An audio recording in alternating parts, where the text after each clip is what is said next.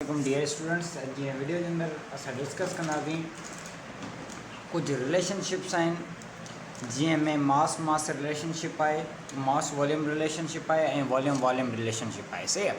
अच्छा, स्ट्रेचोमेट्री जो मक़सदु हूंदो आहे त स्ट्रेचोमेट्री यानी मेजरमेंट, स्ट्रेचो वर्ड माना रेशो हूंदो आहे, मेजरमेंट ऑफ रेशोज़ उनखे असां स्ट्रेचोमेट्री चवंदा आहियूं। ऐं मेन जेको टॉपिक आहे न स्ट्रेचोमेट्री जो उहो ही अथव सॼो टॉपिक। सही आहे। मेन एवागेड्रोस नंबर ई आहे ऐं मोल। बहरहाल उन में जेकॾहिं उनजी वर्ड जी टर्मिनोलॉजी जे अकॉर्डिंग हलूं असां त वरी ही टॉपिक थो अची वञे। सही आहे।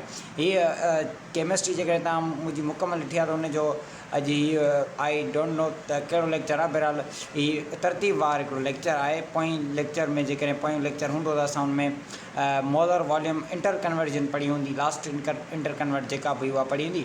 ऐं उन खां नेक्स्ट में असां हीअ रिलेशनशिप्स आहिनि टे, इन्हनि टिनि खे अॼु इनशाला हिन वीडियो जे अंदरि डिस्कस कंदासीं। टिनि में ॿियो कुझु बि कोन्हे को, सिर्फ़ु न्यूमरिकल्स आहिनि टे। उहे टे न्यूमरिकल सॉल्व कंदासीं, असांजी जेको आहे सो हीअ सॼो टे शयूं क्लियर थी वञे। सही आहे। हलूं था। सभ खां पहिरीं आहे मास रिलेशनशिप। हिन में तव्हांखे मूं ॿुधायो त माना मास मिलियलु हूंदो, मास फाइंड करिणो हूंदो। सही आहे। हिन छा हूंदो, मास मिलियलु हूंदो, वॉल्यूम फाइंड करिणो हूंदो। हिन छा हूंदो, वॉल्यूम मिलियलु हूंदो, वरी वॉल्यूम फाइंड करिणो आहे। सही आहे। टिनि में थींदो सिर्फ़ु इहो ई त माना हिकिड़ी शइ मिलियलु हूंदी, उन जहिड़ी ॿी फाइंड करणी पवंदी। सही आहे। ॿियो कुझु बि कोन्हे। ऐं हिनखे रेशो वारे तरीक़े सां सॉल्व कंदासीं। सभ खां पहिरीं क्वेश्चन आहे मूं वटि मास रिलेशनशिप जो, सम्झिजो। चए थो calculate mass of CO2 carbon dioxide that can be obtained by complete thermal composition of 50 gram of limestone CaCO3 limestone जो केमिकल फार्मूला आहे। छा थो क्वेश्चन चए त CO2 जेका आहे न उहा ऑप्टेन करे थी थर्मल कंपोजिशन जॾहिं थिए थी 50 ग्राम कैल्शियम कार्बोनेट खे असां जॾहिं हीटअप करायूं था 50 ग्राम कैल्शियम कार्बोनेट जो, उनखे हीटअप करायूं था यानी लाइमस्टोन उनखे हीटअप करायूं था, उन मां असांखे कार्बन डाइऑक्साइड मिले थी। सही आहे। त हाणे छा थो चए, जेकॾहिं कंदासीं छा हिन में क्वेश्चन में डेटा कहिड़ी मिलियल आहे असांखे। हिकिड़ो त चए थो त 50 ग्राम लाइम स्टोन आहे। असां छा था कयूं, लाइम स्टोन 50 ग्राम जेको आहे न उनखे असां हीटअप था कयूं त असांखे केतिरो कार्बन डाइऑक्साइड मिलंदो कार्बन डाइऑक्साइड। हाणे पुछे पियो केतिरो मिलंदो। पहिरीं त असां इक्वेशन लिखीसीं सभ खां पहिरीं, कैल्शियम कार्बोनेट मिलंदो कैल्शियम ऑक्साइड ऐं प्लस में कार्बन डाइऑक्साइड। हीअ असांजी इक्वेशन थी वई। हाणे सही आहे।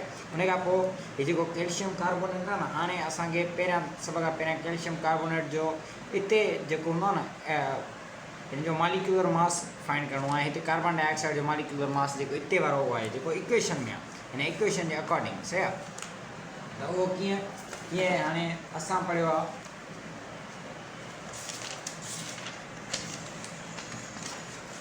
त हाणे आहे कैल्शियम कार्बोनेट। सही आहे।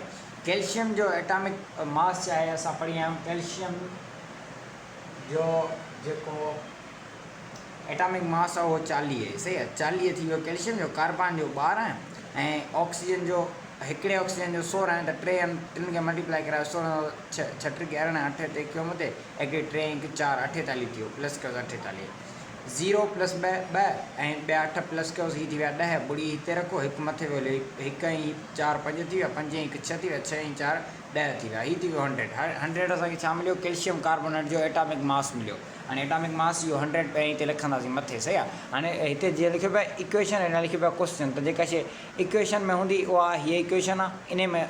इन जो एटॉमिक मास लिखंदासीं, एतिरो मिलियो असांखे। हाणे हलो वरी असां हिनखे कुझु बि न चवंदासीं, कैल्शियम कार्बोनेट सां कैल्शियम ऑक्साइड सां असांजो वञे ई न, छो जो इन जो असांजे क्वेश्चन में काब ॻाल्हि न आहे कई वई, इन करे असां हिनखे छॾे ॾींदासीं। सही आहे। बाक़ी असांजो कमु छा में आहे, कार्बन डाइऑक्साइड में आहे। त छा कंदासीं, हाणे कार्बन डाइऑक्साइड जेको आहे सो इन जो असांखे एटॉमिक मालिक्यूलर मास बल्कि फाइंड करिणो आहे। सही आहे। हिकिड़ो मालिक्यूल आहे इहो त CO2 थी वियो। हाणे असां कार्बन जो पढ़ियो आहे 12 ऐं हीअ 16 16 ऐं 16 32, हीअ 16 त 2 आइटम त 32 थी वियो, डबल कंदासीं 16 खे, 2 ऐं 2 4 ऐं 1 ऐं 3 4 44 मिलियो। असां हिते 44 ग्राम्स लिखंदासीं ग्राम्स में। सही आहे। इहो ग्राम्स में छाजे करे लिखंदासीं, जेकॾहिं पोयों वीडियो ॾिठी हूंदियूं तव्हां यकीननि इहे शयूं क्लियर हूंदियूं तव्हांजूं। हलो हाणे चए थो इक्वेशन सां तव्हां जेकॾहिं इक्वेशन मां फ़ारिग़ थी वियो त हाणे अचो क्वेश्चन ते। हाणे क्वेश्चन जे अकॉर्डिंग त 50 ग्राम असांखे लाइमस्टोन जा मिलियल आहिनि। ॾिसो ऑफ 50 ग्राम ऑफ लाइमस्टोन। सही आहे। ॾिसो मिलियल आहिनि 50 ग्राम्स। चए थो हाणे जेकॾहिं 50 ग्राम हिन जा आहिनि, असां हिनखे थर्मल कंपोजिशन करायूं था, हिनखे हीटअप करायूं था, त रिएक्शन में जेको कार्बन डाइऑक्साइड हूंदो केतिरो मिलंदो।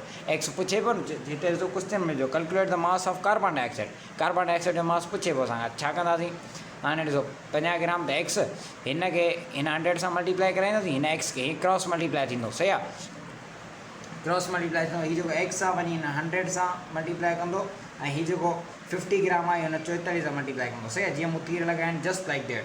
त 100 एक्स थी वियो, मूं छा चयो 100 ग्राम जेको हूंदो एक्स सां मल्टीप्लाई कंदो, ईअं त 100 एक्स लिखियो हिते इज़ इक्वल टू जी निशानी 50 मल्टीप्लाई कंदो 44 सां, जी बिल्कुलु 50 मल्टीप्लाई करायो आहे 44 सां, एक्स इज़ इक्वल टू, हाणे हिते ही 100 छा पियो करे मल्टीप्लाई पियो करे, हेॾां ईंदो डिवाइड कंदो, हिन जे हेठां अची वेंदो, हिते ही छा पियो करे मल्टीप्लाई पियो करे एक्स सां, हेठि अची डिवाइड कंदो, त ईअं ई कयो आहे, हीउ एक्स हिते रहणु ॾिनो, हीउ जेको 100 हिते मल्टीप्लाई पियो करे हिन खे हेठि खणी आयसि हेॾां त डिवाइड कयईं, हाणे हिन खे जॾहिं मूं हल कयो, सही आहे, त हीउ 50 खे 44 सां मल्टीप्लाई करायमि त 2200 आहे अपान में 100, हाणे हिन 2200 अपान में 100 आहे, ॿ ॿुड़ियूं 100 वारियूं, ॿ ॿुड़ियूं 2200 वारियूं, हीउ ॿई पाण में ख़तमु कयो, 22 अपान 1 बचियो, हाणे हिक जी का वैल्यू हूंदी कान्हे का, असां सम्झंदा ई कोन, हर्ष जे हेठां हिकु सम्झो आहे त माना कुल मिलाए ॻाल्हि आहे त 22 असांजा 22 ग्राम, सॉरी जी न हली करे 22 ग्राम असांजा कार्बन डाइऑक्साइड जॾहिं 50 ग्राम असां रिएक्शन करायूं, 50 ग्राम खे थर्म ॾियूं, हीट ॾियूं, 50 ग्राम जो केमिकल रिएक्शन हूंदो त हुन में असांजी 22 ग्राम असांखे छा मिलंदो, कार्बन डाइऑक्साइड मिलंदी, सही आहे।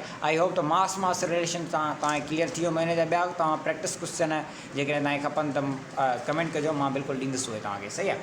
त नेक्स्ट असां वटि आहे calculation based on mass volume relationship, mass volume relationship ते कैलकुलेशन आहे असांजी, इहा छा थी असांखे चए थो mass of 49 gram of solid potassium chloride KClO3, ही सॉलिड पोटेशियम क्लोराइड जो केमिकल फार्मूला आहे, चए थो इन जा 49 ग्राम आहिनि on heating decompose complete to potassium chloride, जॾहिं असां हिन खे हीटअप था करायूं इहो कंपोज थी थो वञे, ठही थो वञे कैल्शियम क्लोराइड इन मां, सही आहे, with liberation of CO2 gas, liberate थिए थी कहिड़ी O2 गैस लिबरेट थिए थी उन सां गॾु।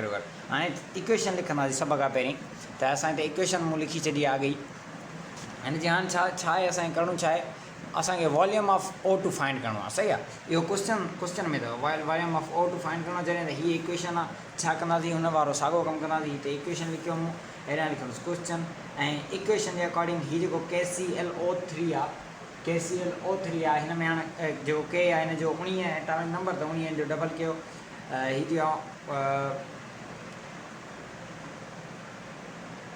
39, हिन जो एटॉमिक मास अथव क्लोरीन जो 35.5 O3, त हीअ थी वियो 100 त हाणे जेकॾहिं हिन खे पाण प्लस कंदासीं त हीअ घणा 39 ॿुधाया, 35 ॿुधाया, O3 48, हिननि खे पाण प्लस करे ॿिनि सां मल्टीप्लाई कंदो त तव्हांखे आंसर मिली वेंदो 244। हाणे 244 छा न, 244 एटॉमिक मास आहे हिन जो, जीअं असां हिन मथे कढियो न ईअं ई हिन जो हेठि एटॉमिक मास मिलियो असांखे 244 ग्राम, सही आहे, उहो हिन जो।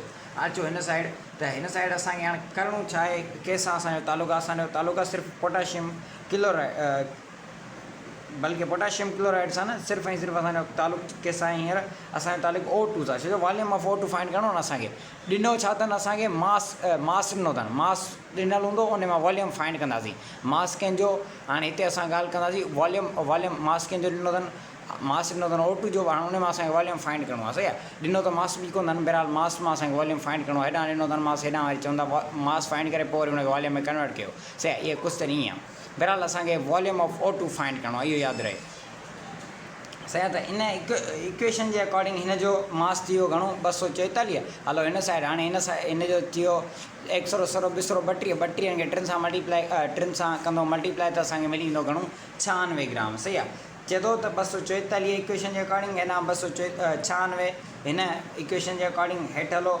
49 असांखे छा में थो ॾिए, हिन में क्वेश्चन में थो ॾिए, त हेॾां फाइंड करिणो आहे, त हाणे हिते जेको असांखे मिलंदो न, इहो मिलंदो सिर्फ़ु मास, त इहो जेकर हिते मास फाइंड कयूं असां, त पोइ इहो मास रिलेशन थी पियो, सही आहे, पर हाणे जेको असांखे मास मिलियो आहे न, मिलंदो न जेको मास, उनखे वरी असांखे वॉल्यूम में कन्वर्ट करिणो पवंदो, सही आहे, अचो त कयूंसि था हिनखे, त बिल्कुलु ईअं ई कंदासीं जीअं पहिरियां असां कयोसीं, हिन सां वरी हिन सां एक्स मल्टीप्लाई कयो 244 सां, त हिते मूं हिकिड़ो स्टेप डायरेक्ट कयो आहे, त हीअ एक्स हिन सां 44 सां मल्टीप्लाई थींदो, पर हिते जेकॾहिं मल्टीप्लाई कई हेॾां अची डिवाइड कंदो, जीअं हिते अची वियो, सही, हिते डिवाइड पियो करे, हीअ 249 मल्टीप्लाई 96 अपान में 244 बराबरि थींदो 19.2 जे, 19.2 ग्राम असांखे छा मिलंदो, हिते ख़ाली मास जेकॾहिं ॾिसूं 19.2 ग्राम थो मिले, सही आहे, पर असांखे छा करिणो आहे, इहो जेको मास तव्हांखे मिलियो आहे न, तव्हांखे छा करिणो आहे, इहो जेको मास मिलियो आहे तव्हांखे, इनखे वॉल्यूम में कन्वर्ट करिणो आहे, वॉल्यूम जो फार्मूलो छा आहे, मोलर वॉल्यूम में कन्वर्ट करिणो आहे, हाणे मोलर वॉल्यूम जो फार्मूला मोल्स मल्टीप्लाई